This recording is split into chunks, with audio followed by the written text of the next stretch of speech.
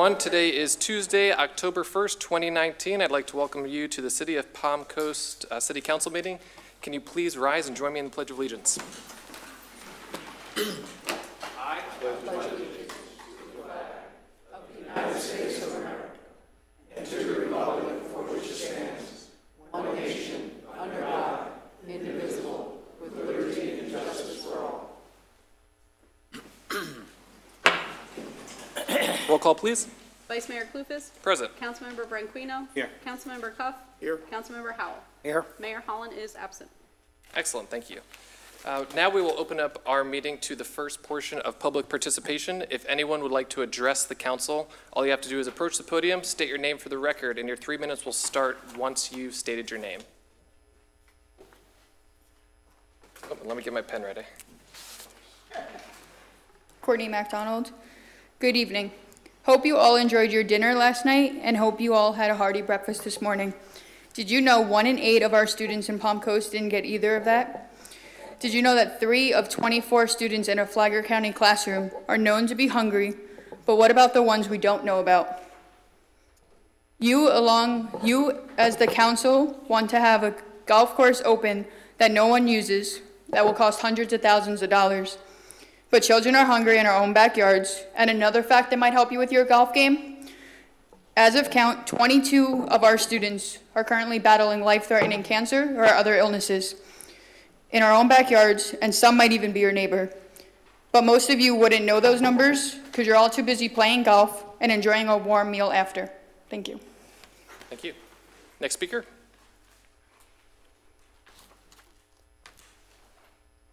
What a tough act that is to follow.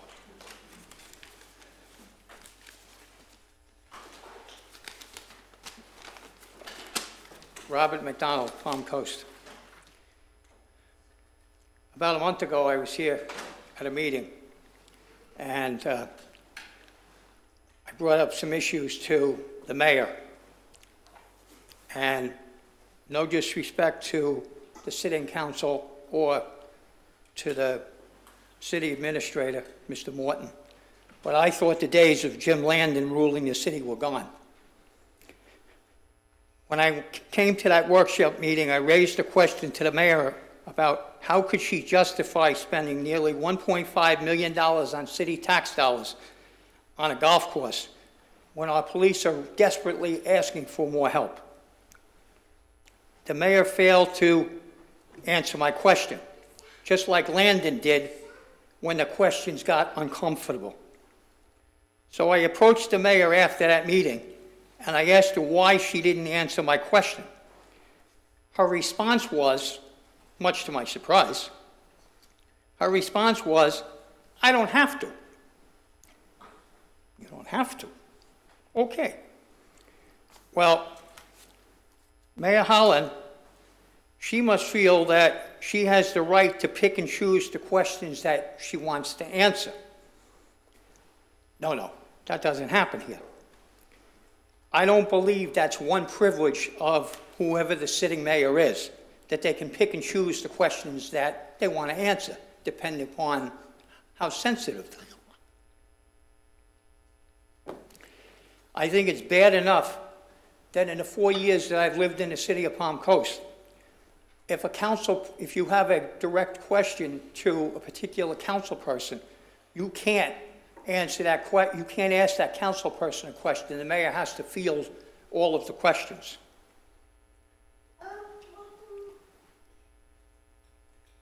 The days of Landon running the city, I thought, were long over. Election day is coming. And if this is the way that the city is going to do business, that they can pick and choose the questions they want to answer, then maybe it's time the residents take back the city, one by one by one. And then maybe the residents of the city will have a voice on how we spend our dollars, not how the mayor wants to spend our dollars. Thank you. Next speaker. Pat Stasio, Palm Coast. I was here a few months ago regarding if we can enforce the restrictions in Palm Coast more so. So after that, I met with Miss Barbara and 2 managers. And supposedly, the real estates are not allowed to hand out this little booklet for the restrictions. So they said they couldn't do anything about it to come to one of these meetings. You know, for the past 8 months, I've been riding around this entire city looking for a house for someone, and that's when I started to see how trashed Palm Coast is getting. And I mentioned the last time, it's especially the duplexes. You have the people coming here buying up our land. Some of them are in the cheap sections. They're throwing up the duplexes, and once they're rented, they're not taken care of.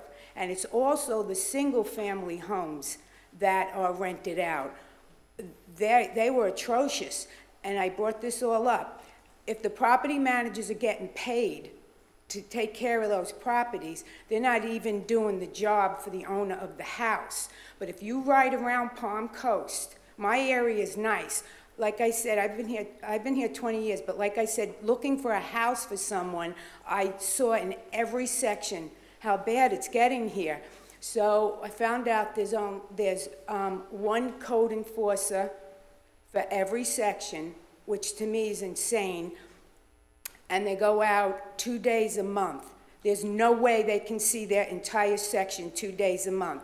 So then I said, what do they do the other days? And she said, that's when they go on the complaints that were called in. But there's a lot of spineless people that will not call in about the boat in the yard next door or the garbage pails and recycling bins lined up in front of the garage because they're afraid, you know, they'll be ratted out, but they don't give the name. So this goes on, that it's getting worse. And now all the building going on, more houses, Seagate throws up houses everywhere you go, and the more people, the worse it's going to get. So I was wondering if you could make it a requirement that the real estates give this to every renter and buyer that comes to Palm Coast. I deal with people that move here all the time, and I ask them, do you know the restrictions? And they say no. So I was wondering if you can get it to be a requirement that the real estates have to give this out. That's it. Thank you. Next speaker. Terry Webb, Palm Coast. Hey, Terry. I saw on the news the other day, and it was kind of discouraging me to find out there's a dwelling here in this town that they've been citing for over 2 years, and over $1 million is owed to the city. For that house to be sitting like that for 2 years telling me that somebody is asleep at the steering wheel. And that's not the only house. Anybody want to ride around with me, I'll show you some more houses that have been abandoned. Citations have been posted on the garage doors. It's been abandoned so long that the roofs have turned green, the pools are stagnant, turned green, the people next door. And this house here that I'm speaking of is probably a $400,000 house. It was left to the 2 daughters, okay, to take care of, and they're fighting between the 2 of them, and what's being done about it? Nothing. Okay, I'd just like for someone to just step up and grab it by the reins, and let's get this city straight again, okay? Thank you. Thank you. Next speaker. Hey, Celia. My name is Celia Puglisi. I live in Palm Coast. First of all, I want to address something that was addressed before, and it's that our golf course, it is almost breaking even. People pay for our golf course. This city was founded by ITT Levitz on the base of our amenity sports, tennis and golf course and boating. So we need to keep those amenities to preserve the quality of life of our city. When it comes about students, I'm all for them being helped, those students that cannot afford the food, but that's for the Flagler County Board of Education and the state to address, not to the city. The city has a different business to address. That has to be addressed by the Board of Education. We need to preserve our, like they are doing, mayor and city council, our amenities here, as sport amenities, which promote the health of the citizens and promotes the quality of life of where we bought here. We bought here for golf courses, boating, for tennis, and a good life. And I applaud the city to really preserve that. I am all for a golf course of Palm Harbor Golf Course to keep open, and because we have hundreds of houses that depend on the life of the golf course to keep the value in the heart of the city of Palm Coast. So I applaud the city to support that. And we're not putting so many taxes on that. We put more taxes on education. We put more taxes on the Flagler County taxes. Look, we're paying in our ad valorem taxes, if everybody see their bills that they receive, double to the county to what we pay the city. So you know the $600,000 that Mr. Staley, our sheriff, rightfully asked for to have more traffic deputies in our city of Palm Coast should be paid by the county because we are overpaying them. When they don't give us but maybe 30% of our services, the city is giving us 80, 70% of our services, and we're paying this county double our ad valorem taxes. They need to come up with the $600,000 that Mr. Staley requests rightfully for what we need in Palm Coast. We have in Palm Coast over 900 residents per square mile. When the county only has 189 per square mile, we need those monies from the county to go and fund our sheriff services that we need here, because we are the big gorilla in this county. This county would not exist if it wouldn't be for the city of Palm Coast taxpayers. Let's be truth about it. So let's see the reality and let's go to the proper, entities to claim what we need. And I appreciate that. Now, one thing, please, the city of Palm Coast. I talked to Carol a few days ago. Those slanted signs need to be straightened up. There is an area of public works that needs to be trimmed, and I will be more than glad to let everybody know what I talk about her. Thank you, Celia. Thank you. Next speaker. Oh, it's a race. Good evening, everybody. Tom Olsner, Palm Coast. At last week's city council meeting, somebody stood up in the middle of the meeting, as you're all aware, and started campaigning. Totally inappropriate for that to happen in a facility like this. I'd like to know what actions the council is going to take so that this doesn't happen again, and if anybody does try and do this, that they get shut down immediately and get removed from the council chamber. Thank you. Thank you. Next speaker.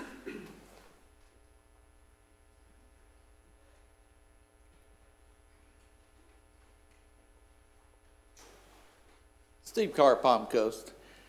As I sit here and listen to these other people talk, it just reminded me, when we're in city council meetings, how many ordinances have there been passed that protect residences? I hear a lot of ordinances about development. I hear a lot of ordinances that protect the city. But what about residents? How about ordinance to protect residents against such things as excessive automobile fumes, traffic dust, traffic noise? Just to name a few. We need some ordinance for residents, not just developers, not just the city. That's my comment. Thank you. Next speaker. Okay, I will close public comment, and I will respond to those comments in chronological order, and I will try my best. First, Celia kind of stole my thunder about the golf course, but through actions that the city council has taken by removing Kemper Sports from the equation, the golf course is almost breaking even, and it is a tremendous asset to the city. But that you raise great points about the problems with students being hungry at school. It's one of the, it is a terrible issue, and it's not something that's easy to talk about, but it needs to be brought up. But again, that's handled through other channels, not necessarily the city handling it directly. I would also say that, the children who are battling illnesses, I can only send my, prayers and thoughts to every single one of them, because that's nothing that a parent nor the child should have to endure. As far as the police department, it is a very strategic, budget allocation process that happens every year. We go through the same type of situation where more or less everybody wants, more of the pie, and we have a bunch of public safety issues that we're also addressing as a council, including our public works department. That is also a public safety issue for our employees, and the bottom line at the end of the day is that we only have so much pie to go around to everybody, and I would love to supply, all the resources to everyone who contributes to our city. But at the end of the day, we made a conclusion as a council that we were satisfied with the negotiations that happened between the city of Palm Coast and the police department, and also that last year we had given an additional 5 deputies and cars. So we continue to support our public safety. It is a very real issue.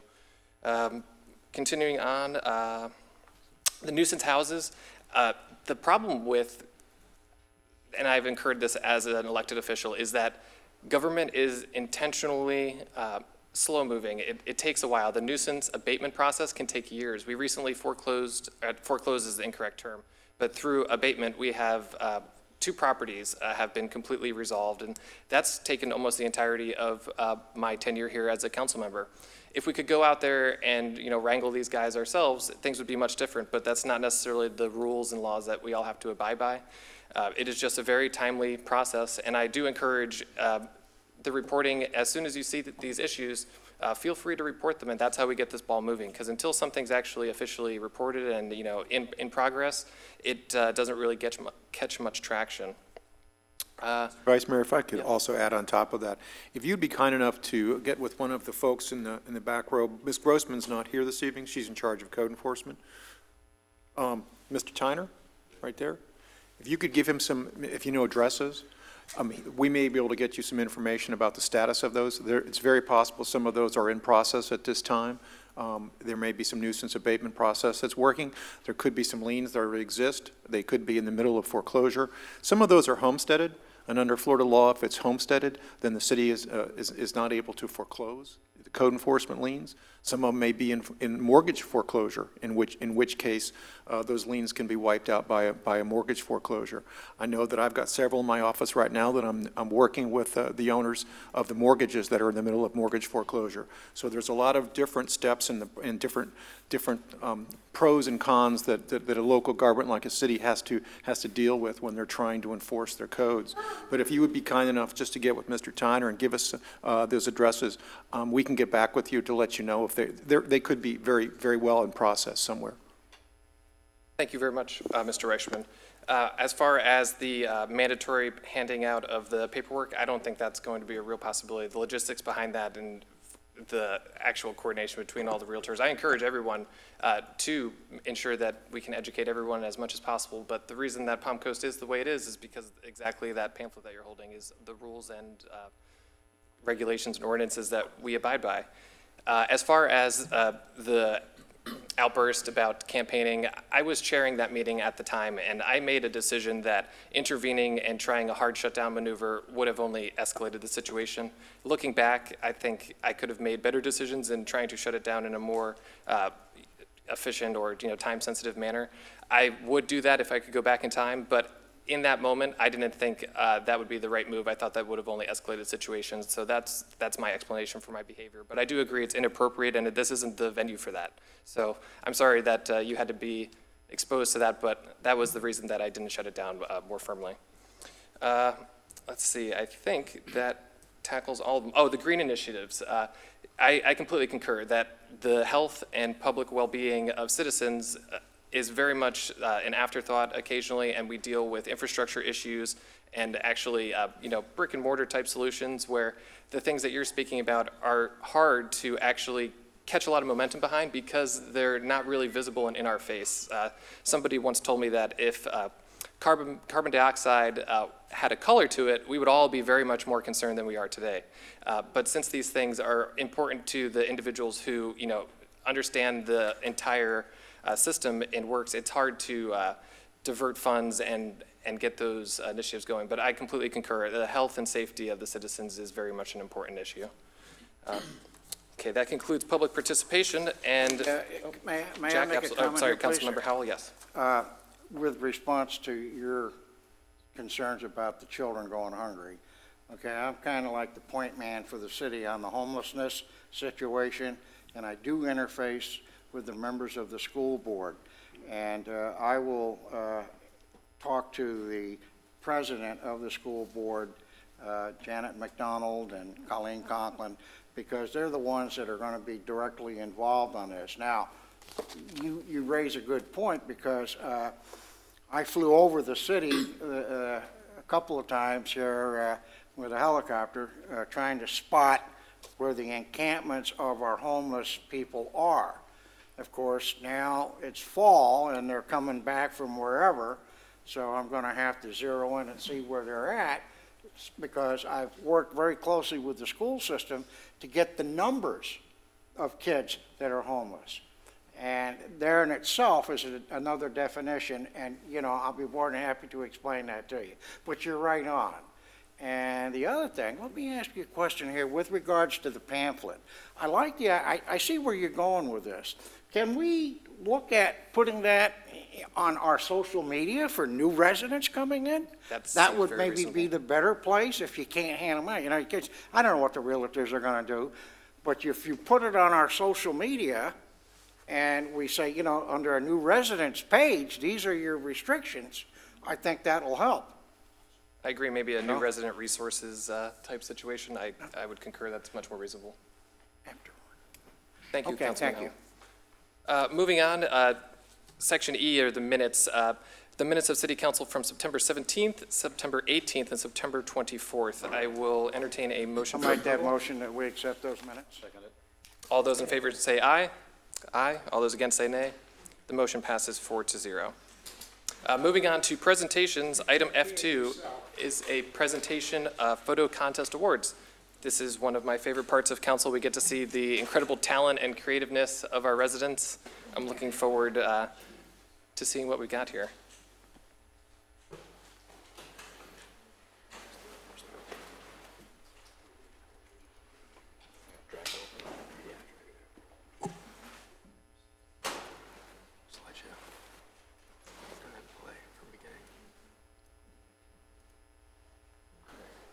Good evening, everyone. Communications team is here tonight to honor the winners of the 2019 Find Your Florida Photo Contest. We received hundreds of really beautiful submissions, so we just wanted to say thanks. So first place is Reflections by Linda Robbins. Oh.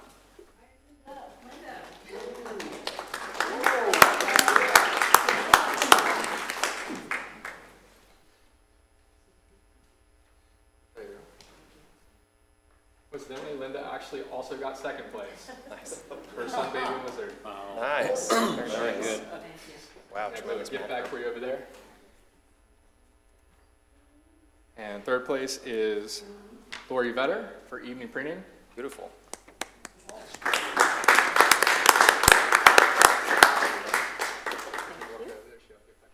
Tremendous.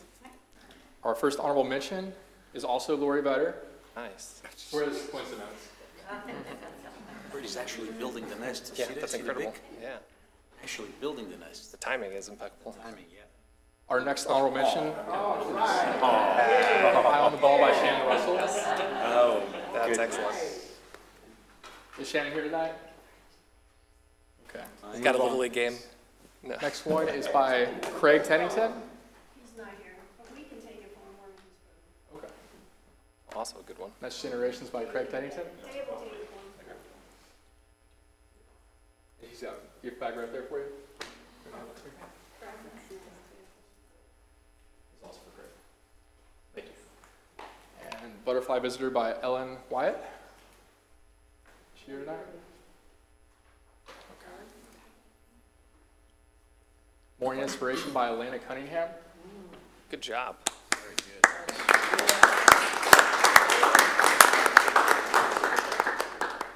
Thank you, Elena. Next up is Summer and Fall by Rachel Atkins. Excellent. And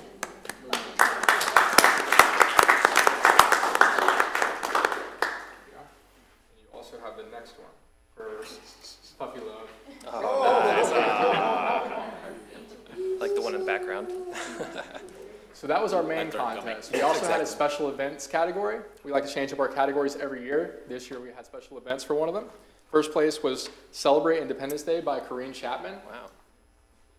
Wow.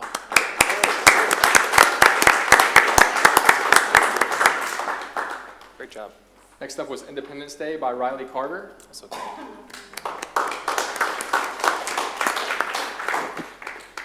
Next up was Magical Rainbow at Town Center by Joan Twig.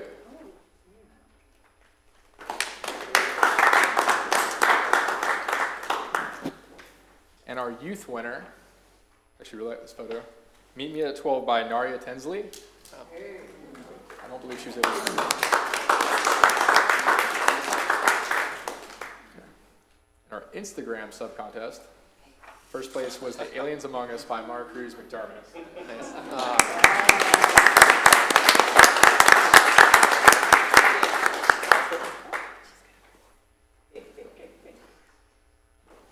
Our next honorable mention was Gorgeous Day at Holland Park by Joyce Connolly.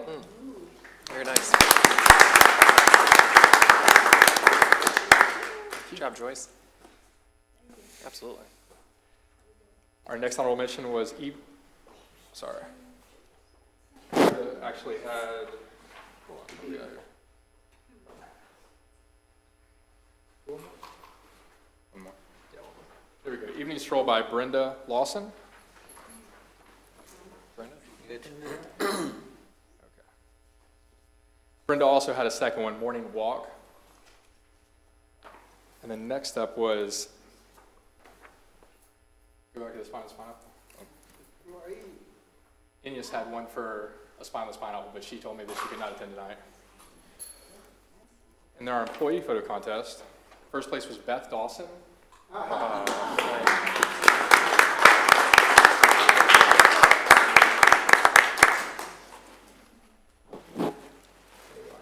Very good. You might want to stay up here because you also got second place. Yes. The model. It's the whole team. And you also got fourth place. Nice.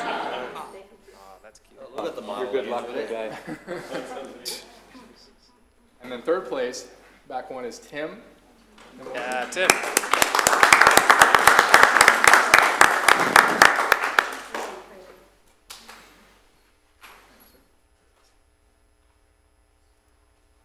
And fifth place was Kay Spears, who could not be here tonight.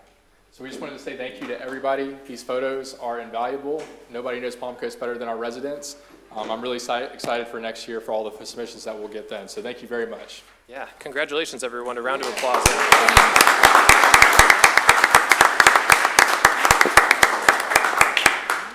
Thank you, everyone who participated in that. That was tremendous. Moving on to Section G, Ordinances Second Read, we have an ordinance which is approving the Third Amendment to the Palm Coast Park Master Plan Development Agreement, amending the designated uses on the tracks 10B, 10C, 19, 7A, 7B, 16, allowing public uses on all tracks, and housekeeping amendments. Mr. Reichman? Yes, Mr. Vice Mayor. This is an ordinance of the City Council of the City of Palm Coast, Florida, providing for the Third Amendment to the Development Agreement for the Palm Coast Park Master Plan Development, or MPD. This allows for residential low use on tracks 10B, 10C, and 19, allows residential medium use on tracks 7A, 7B, and 16, and allows public use on all tracks. Provides for legislative findings and intent, for conflicts, for severability, and provides for an effective date. Mr. Vice Mayor, Council, this is the second reading of a quasi-judicial matter, so if there have been any ex-parte communications on this matter since the first reading, those should be disclosed at this time. I have none. Council? Thank you. None. Excellent. Okay, Council, again, this is a second reading. Do we have any questions or concerns before I open it up for public comment? The staff have a report? No, this is a second reading again, and again, this was facilitated by Palm Coast Florida, Inc., better known as the Sawmill folks that are doing a subdivision up north. A good public-private partnership, working with the school board to provide a very adequate site for a future school site, and so the rezoning is just accommodating for that new location for a future school. And we have no further comments, and if you have any questions, we're here. Thank you for the overview. Council, do we have any additional comments, concerns, questions for staff? No. No? Okay. Councilmember Cuff? Nope. No. We will open it up for public comment. If anyone would like to comment on item G3, you'll have 3 minutes once you approach the podium, and state your name for the record.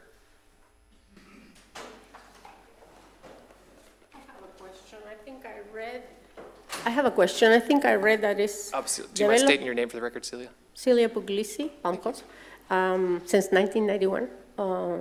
I have a question. I guess, I think I read that there will be 774 homes developed in that area. Is that correct? I'm confused with another development. I believe the 774 has to do with the, if I remember correctly, probably the Grand Landings development. Okay, I'm sorry. Yes, ma'am. but That's okay. How many homes? This one overall, for all of Palm Coast Park, it's actually going to be closer to 4,900 dwelling units. 900. Yes, ma'am. That was even worse than the other one. Anyway, so I figured out that all the infrastructure regarding traffic studies for more congestion and traffic, and where this traffic is going to come from Route 1 north into Palm Coast to go to the shopping centers. Though they might have their own shopping centers, that we have Island Walk here that attracts, is a main attraction in Palm Coast Parkway. So I hope they don't use Florida Park Drive to come from Route 1, they come 1 and Palm Coast Parkway. This is very important that the city does traffic studies on this growth, because our charter always says, any growth should be planned on a way that does not negatively affect the current residents' quality of life. I know it's pretty far north of us in the Palm Coast Parkway area, but sooner or later will, people come into the hospital or whatever, okay? Excellent, thank you. Okay, I just want you to have the proper traffic studies and everything for this type of growth. Excellent. Thank you. Thank you. And I will, I'm sorry, next speaker. Good evening, George Mayo, Palm Coast. I've previously asked at previous meetings that when you have something like this, is it not possible to have a site map showing so that the people who are uninformed could say, oh, that's where this is. It was agreed to that you would do that, and why is it not up now? Thank you. Absolutely. Next speaker. Okay, staff, do you mind throwing up that map real quick if you have it available? That'd be awesome, just so we're all on the same page. Mr. Mayo, I'm sorry, we probably should have done that. I jumped immediately past the staff giving their presentation, but this is a second reading, but I agree we should have that map up there. Celia, I will ask staff that the traffic studies and the impacts of this growth, that's later in the process where we actually evaluate those, and there's some state level things that are also occurred later in the development process, correct? Yeah, actually, with the DRI, a lot of that traffic study for what the entitlements are going to be was done at the very get-go of modeling to see what that traffic is going to be. Also, in addition, they are required to do a 2-year report. They provide an updated report to the city of Palm Coast every year. And thirdly, every time a development comes in there, a proposed development could be commercial or residential, we do require traffic studies at the time of that. So we kind of get it, nowadays you do a traffic study every time a site plan or a subdivision comes in.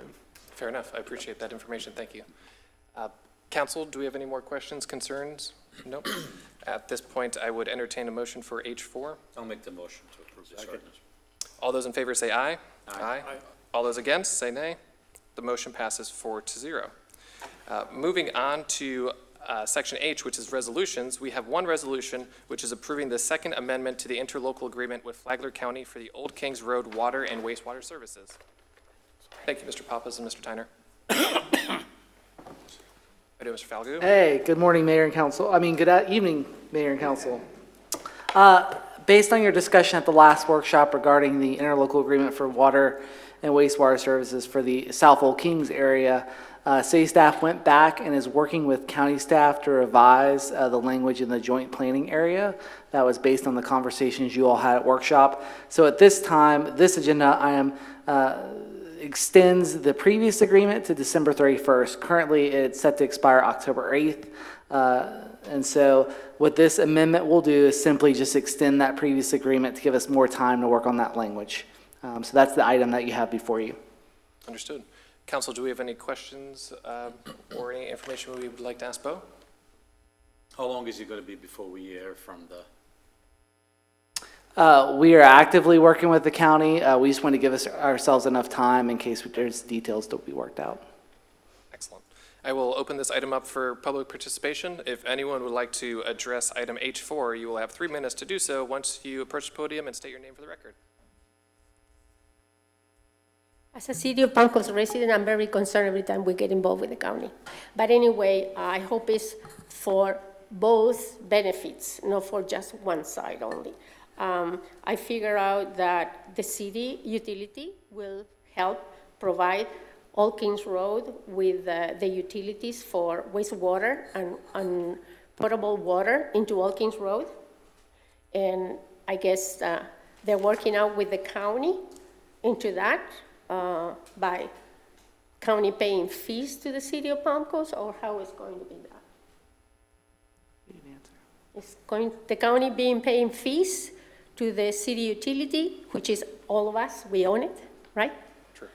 Oh, okay, that's very good, then it's fine. I hope that you follow every step, so we don't happen to have with the county, like we have the ad valorem taxes 2-to-1 with the city, okay? Gotcha. Thank you. Thank you, Celia. Bill, real quick, I would just like to say that I've been extremely encouraged with the relationship I've seen between the county and the city, specifically with our last few workshops, how we've discussed taking over those small wastewater package plants, down to the one corner of our city. I've seen a lot more just synergy between the city and the county, and that's really refreshing to see the deals and negotiations that are fair for both sides, which historically hasn't always been the case. So I'm encouraged to see how well the city and the county are working together.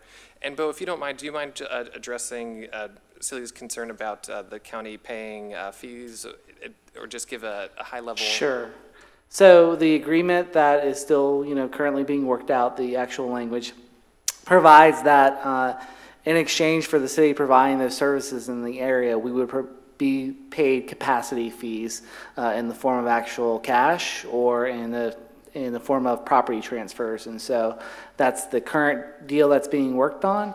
And so yes, the whole goal is that the utility be held whole, and that of course any areas outside the city would be charged the 125% premium on those rates. Superb. Thank you very much for clarification. If council doesn't have any other questions, I would entertain a motion for H4. A motion. Yeah, second. All those in favor say aye. Aye. All those against say nay. Motion passes 4-0. Thank you, Bo. Moving on to the consent agenda. If any member from the public would like to have a consent agenda item pulled from our consent agenda, you'll have, please approach the podium, state your name for the record, and which item you would like to see pulled from the consent agenda. Otherwise, they will be acted on as one. I see none. I would bring back to this council a consideration for a motion for the consent agenda items 5, 6, 7, 8, and 9. I'll make that motion that we accept. I'll second it. All those in favor say aye. Aye. Aye. All those against say nay. Consent agenda passes 4-0. Moving on to public participation, item J of our agenda. This is the second portion of public participation. You'll have 3 minutes to address our council once you approach the podium and state your name for the record. Good evening again, George Mayo, Palm Coast. The other night, I was coming home late at night with my wife. We were stopped at the intersection of 100 and Belterre, turning south onto Belterre Boulevard. And my wife all of a sudden hollered out, "Look out." And there was a car going west on 100, turning north on Belterre at the corner where Walgreens is. And it was so dark, there was a family of 4 in the crosswalk with the cross sign lit up. We're crossing the street, and the car did a California stop and almost hit this family of 4. And I saw enough of it that it scared me. I thought there was going to be a tragedy right there. That intersection is extremely dark. There is no street light right in front of Walgreens, nor is there a street light on the opposite side where Starbucks is. So I'm asking the city to look into and at least put a traffic light. It was so dark. Yes, the car should have stopped and proceeded, but it was so dark, you really couldn't see the people in the crosswalk. There needs to be a light at that intersection for safety. That is such a busy intersection, I can't see why there isn't one. I figured I'd bring it up to you. If I have to call FPL and say, why is there not a light there, I will do that. The other thing is, at the project going on at Airport Road and 100 that is currently going on, that they're building whatever it is they're building there, dump trucks are going in and out, obviously, picking up debris and dropping off whatever they need to, sand, rock, etc. As the dump trucks leave, they bring out clumps of mud. It's all over the road. And the other day, one was pulling out, and as we went by, the mud was pretty thick and there was a cloud of dust as cars went through it. I'm asking the city to look at, not only there, but other job sites like this, and require the contractor at the end of the day to have a street sweeper and clean that off. Because otherwise it could spit up debris on cars as they go by it, possibly spraying the windshields. And the other thing was, a while ago, it was said that they're going to put a light at the intersection of Marketplace and Belterre, right over there by Publix, where there have been numerous accidents. I was told here by the council and the manager that it was a priority. I would like to know where that is right now, where we stand. Are we in the development? I don't see anything going on. I know you have development phase, design phases, et cetera, but it's still a dangerous intersection. I'm curious as to where that stands right now. Thank you. Thank you, Mr. Mayo. Next speaker? No? All right, I will close public participation. I will answer Mr. Mayo's questions in order. And speaking in a bigger overarching problem, I think there's a big opportunity for crosswalk safety in general with some type of illumination that, is of the automated sort. I just think crosswalks today have an opportunity to have their safety improved through technological options. I agree a street light is a necessity there, but I also think we could be trying to shape the future, and if we can save one life, then it's completely worth it. I'm not certain of the logistics of mandating street sweeping at the end of the day, and specifically on 100 because of how busy it gets. I do feel your pain, though. I work here in Town Center, and I do have to exit left off of Bulldog, and I understand the dilemma that we're faced there. I can get more information on that, but I can't say for sure how feasible a street sweeper would actually be there. And Mr., do we have an answer for Marketplace and Belterre, the street light? I don't want to put Carl on the spot, but he's standing up, so. That project is moving forward. The contract was awarded for construction. We had a pre-construction meeting with the contractor and his subcontractor that's installing the signal itself, because we are adding some turn lanes and doing some other associated work. The long lead time is actually manufacturing the traffic signal. So we have gone through the submittal shop drawing review process to look at the engineered drawings. We had some comments that they're revising and correcting, but it's about a 12-week lead time to manufacture that signal. So their target date is February-ish timeframe of when it will receive that signal for it to be going up. They'll start some work ahead of that with some other improvements, but they didn't want to leave for a few months and come back. So once they start, they'll continue and finish it. Excellent. Thank you very much for shining the light on what's going on at Marketplace and Belterre as far as the streetlight. I think that answered all of Mr. Mayo's questions. I will close public participation, and moving on to item K, it's discussion by City Council of matters not on the agenda. And today we'll go down the line. Councilmember Cuff. Nothing for this meeting, Mr. Vice Mayor. Councilmember Branquinho. Well, Whiteview project. I had a meeting today with the city manager, assistant city manager, and the engineering manager. As that project is right now, I would vote no on that project. I was shown a few things that actually I did not know. But I'll leave a little more of that for the city managers to talk about, because there was a few other things. Even though that's a $4 million project, basically the city would have come up only with $400,000. 10% of that, that's the part of the city would pay. At the end, if that's going to save one life, it's worth the $400,000. But then again, the way it is at this point, I would vote no. But I'll leave the rest for the city manager to give you the enlightenment about this, okay? Anything else? Is that it? No, that's it. I'm sorry. Oh, no, you're good. Apologize. Absolutely. No, just want to make sure we got it all. Okay, I appreciate that. Councilmember Howell? You know, I too had a meeting with the city manager.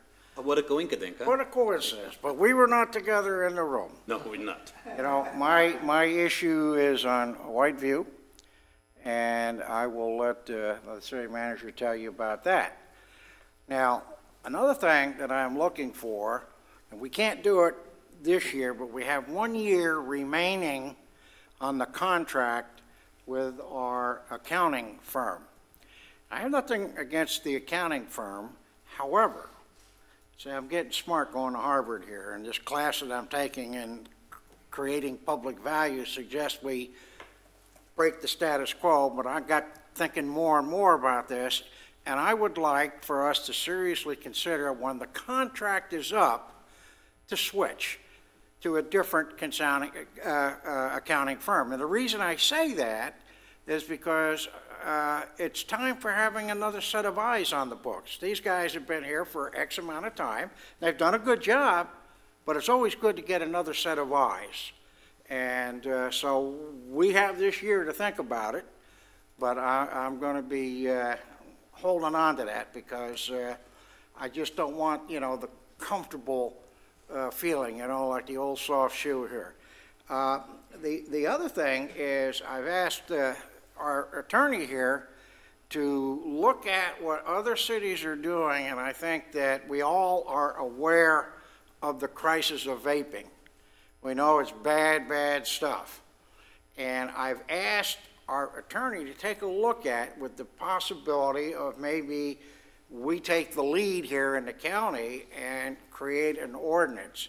Now, we know about First Amendment rights and all of this, but I think that it would be to the benefit of our citizens if we can get that stuff out of the stores here. The other thing is that I would like to see our golf course break a profit or at least break even. And maybe, at one of our workshops and with the city manager and whoever, we look at the possibility of increasing some of the fees that we could do and yet still be beneath what the market charges on the whole. A lot of times when you have a public gift like this, we have the golf course, we've got some other things coming, as you well know, with the driving range, et cetera, it might well be worth the time to kind of manipulate the figures so that the golf course is self-sustaining. That's the goal. All of our amenities should be self-sustaining as much as possible. As much as possible. And that's something that we can look at. And then one of the things that I'm zeroing in on is getting together with the director of the Highway Patrol, FHP, and the DOT, because we have an issue where heavy trucks are getting off on the 295 south, and they're going down Matanzas, they're hooking a left on Belterre to miss the way stations. And they'll go down Belterre, then they'll get out to US 1 after they pass the US 1 way station, and they'll pass the other one on 95. And my concern is not only is it illegal, we know what they're up to, but they're tearing our roads up. And this has been brought to my attention by several citizens. And we've got the posted sign. Commander Williams knows it's right up there, it's not a thoroughfare for these big and heavy trucks. And it's primarily the dump trucks that are doing it. But I think that, I want the enforcement hammer down on these guys. And that's it. I think those are very reasonable concerns. Thank you very much for your continued effort in making sure that we strive to not only ensure public safety, but also try to address a fully loaded truck going down Belterre. It can be 80,000 pounds, so you're absolutely right that it can be detrimental. I was only going to note to make sure to remind everyone that the Pink Army 5K and walk will be coming up, so I encourage everybody who's out in the audience today, but also listening, to ensure that they get signed up and that they meet us out there. That's all I had. And moving on to item L, it's discussion by city attorney of matters not on the agenda. Nothing, Councilman. Beautiful. And item M is discussion by city manager of matters not on the agenda. Thank you, Vice Mayor, Council. Yes. Two brief things. I've heard a lot of comments and discussions regarding the Whiteview project.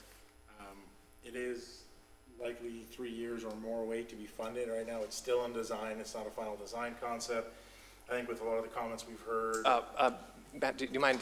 Perfect. I think with a lot of the comments we've heard, absolutely need to just pause, go back, look at the design.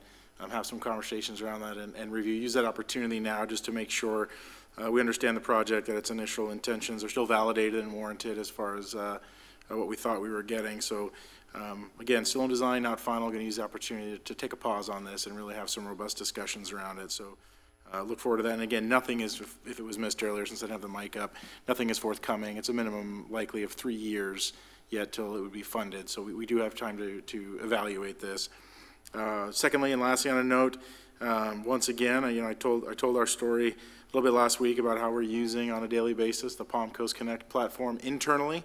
And just another great story that came out that was brought to my attention this week, that a resident used Palm Coast Connect to let our urban forestry department know that a tree had fallen down.